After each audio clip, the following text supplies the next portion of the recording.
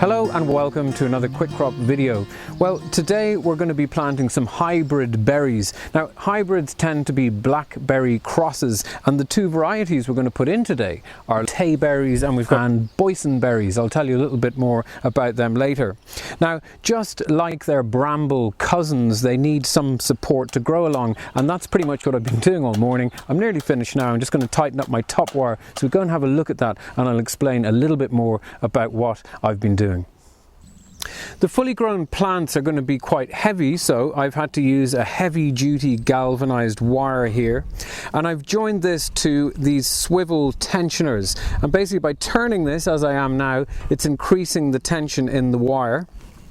So we can get that nice and tight. There's no way that you'd be able to do that by hand.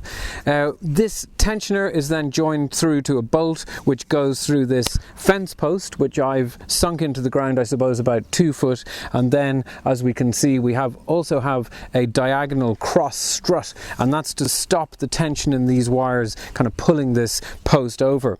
The post at the other end is the same with a diagonal strut, and then our center post just has holes drilled in it and the wires go straight through it, so it's really just for support. The post at the other end is very similar to this one, so a really very sturdy structure, well fit for purpose. So let's get on to the fun bit and actually plant up our berries. Really, preparing the planting hole is just as important as putting in the plant. We need to bear in mind that these guys are going to be in the same spot for years, so we really have to have a very well fed soil. So I'm digging out a reasonable size hole here. You'll be surprised at the size of the hole when you see the size of the plant. And I'm going to be mixing in some EnviroGrind, which is composted green material and composted fish waste. I'm adding in about 1/4 of a bag of organic horse manure, and then I'm just sprinkling in a few seaweed and poultry manure pellets, and I'm giving that all a big mix up, a bit like a cake, just to get, as I said, a really fertile planting hole. Now, I've got a bit of explaining to do before we get started. You can see that it's an absolutely beautiful day, and it's actually kind of the end of April, so it's far too late to be planting bare root plants, which is exactly what I'm going to do today. The reason is that in our nurseries we always have a couple of stragglers left over that didn't get sold, and it really does break my heart to throw them out, so we're going to plant them today. I'm just going to show you first, this is what I'm not going to plant, okay? This is the worst one. I've 3 here.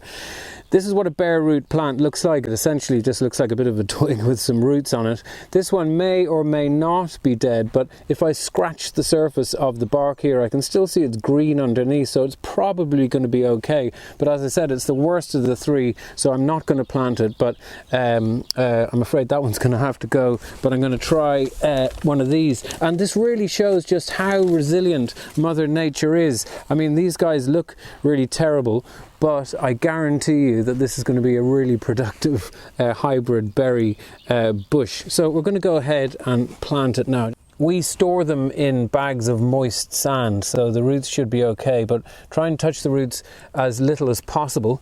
I'm just going to show you a little trick now on planting. Because these plants are so small, obviously they need to get up to the first wire to start growing. So what I'm going to do is, when I dig my planting hole here, I'm going to bury a little bit of twine underneath the plant. This is the same way that you plant tomatoes, and I'm just going to gently get our plant in. Now I'm going to push in the soil just to the point where the roots meet the bottom of the stem, so I'm going to gently do that. There we go. I see a little earthworm there that must have been hiding in the manure, which is a good sign. Okay, so I'm just going to fill in around there. So now we have our string, which we can just gently coil around our stem here and bring that up here. And I'm just going to tie a little slip knot. So that's just really temporary. So once the vine grows up a little bit and it comes around the first wire there, and it can set off on its way, but for the time being that's just giving it a little bit of a helping hand. Okay, I think I forgot to mention it actually, but those plants I just put in, I've actually put in 2 now, were the Tayberry, and a Tayberry is like a slightly sweeter loganberry. Next one, we're going to do the Boysenberry. A Boysenberry is a cross between a blackberry and a raspberry, so it's like a very dark raspberry in colour and flavour. I guess it's kind of a mix between the two. Now, unfortunately, we're still in the plant hospital. This is, again, one of the stragglers.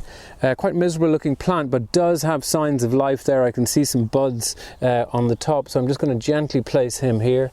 I'm going to dig the hole, and I'm going to plant these in exactly the same way as I did the Tayberry. So we've got all 4 of our berries planted now. We have our 2 Tayberries and we've got our 2 Boysenberries, and I really hope these guys are going to make it. They've had a tough start. We didn't do well for them sitting in the warehouse, but we've done our best for them today, so here's hoping. Now, as I've said, I'm going to have to water them, and we're going to have to pamper them really for the next couple of weeks, and especially if there's a dry spell, they're going to need plenty of moisture, so keep an eye on them really every day. See that those planting holes there, the way that I have them in kind of bowl shapes, it helps to gather the water into the hole. Okay, so there's our plants watered and bedded in for the night, and I think we're going to have to wish them the best luck really there, aren't we?